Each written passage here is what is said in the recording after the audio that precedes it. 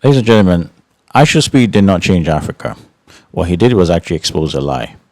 You see, iShowSpeed, I'm going to say something, in fact, I'm going to say something that will actually sound strange at first. You see, iShowSpeed did not change how the world sees Africa.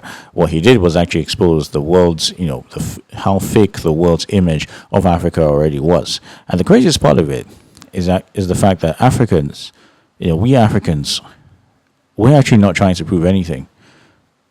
What we're doing is actually just living our own lives. Let me set the scene for a second. See, Speed actually came to Africa for content. He came to Africa for chaos. He came to Africa for entertainment. He came for Africa for streaming moments. He did not come as a journalist. He didn't come as a humanitarian, and he did not come to rebrand Africa either. But, ladies and gentlemen, what his camera captured, and I say this, that his camera captured accidentally, did something that the Western media has actually failed to do for decades. And that is actually showed normal life in Africa. What it did was, show youth, it showed laughter, it showed music, it showed crowds, it showed energy, it showed warmth, it showed human chaos. And when I say human chaos, I don't mean disaster chaos, like you keep seeing in a lot of, major news networks in the West. And that alone, ladies and gentlemen, was actually enough to break, the rather ridiculous narrative of Africa. But here's the key flip. The key flip of all this. Here's the part that nobody is actually saying.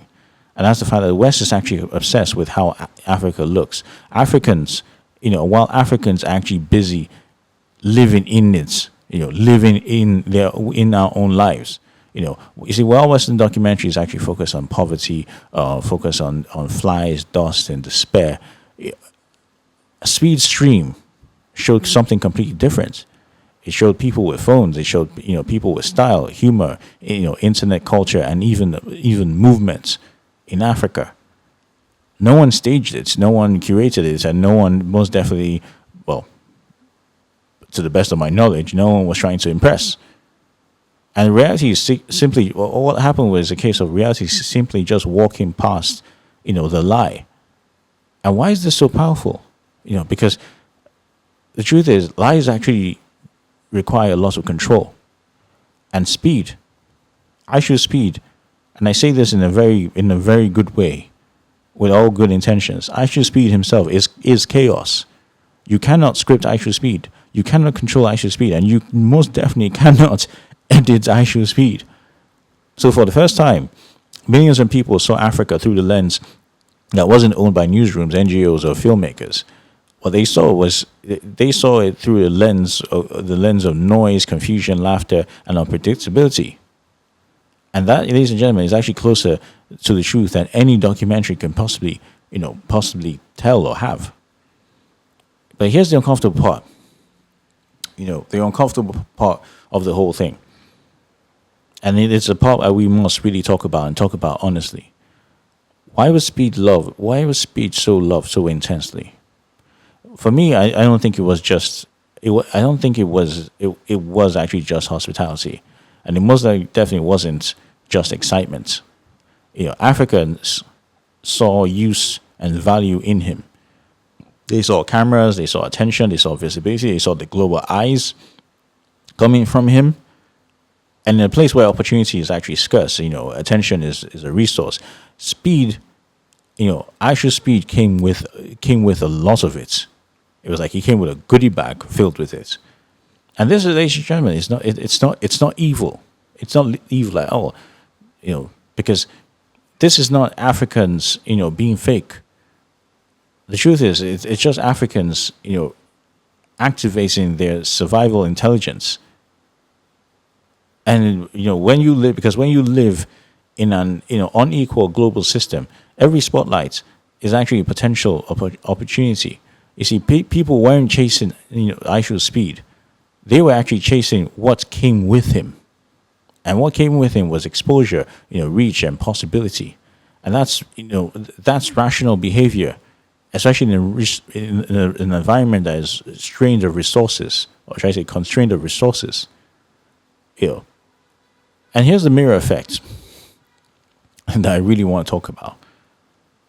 You see, so Speed became something he didn't plan to be, right?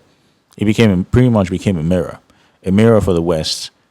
Someone, showing their narrative is nothing more than outdated, and a mirror for Africans, showing how quickly we tend to mobilize around opportunity. Both sides, as far as I'm concerned, were exposed, and they were exposed by accident. But here's the thing that, the reason why Africans do not care about Western narratives, most Africans rather, do not give a shit about Western narratives. Because here's another truth that most people don't want to hear. Africans don't wake up thinking, how does the West see us? No, we're too busy dealing with the shit in our real lives. The narrative that mattered more, more to the Westerners. The narrative actually mattered more to the Westerners than we Africans. That's the truth. Which is why Africans weren't performing; they were just existing. That is why they were just being their authentic self, and that authenticity is, for me, what really shattered the rather ridiculous illusion that has been built up and created about Africa. And here's the deeper lesson. The real representation does not, come from intention. It comes from lack of control.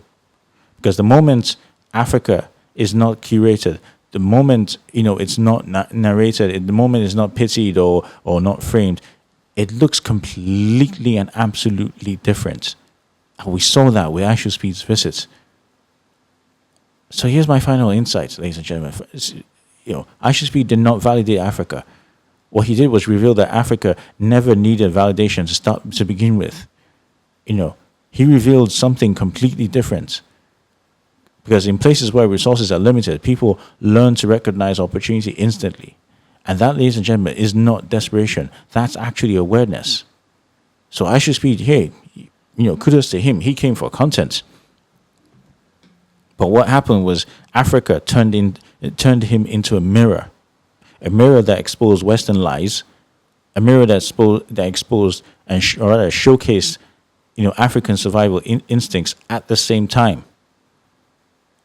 So hey, what do you think? What do you think about his visit? What do you think about Western narratives? Let me know in the comments, ladies and gentlemen. Once again, welcome to NeoAfroTalk, the place where we tell the truth, unedited, and maybe sometimes out of control. I'll see you in the next episode. Thank you for watching.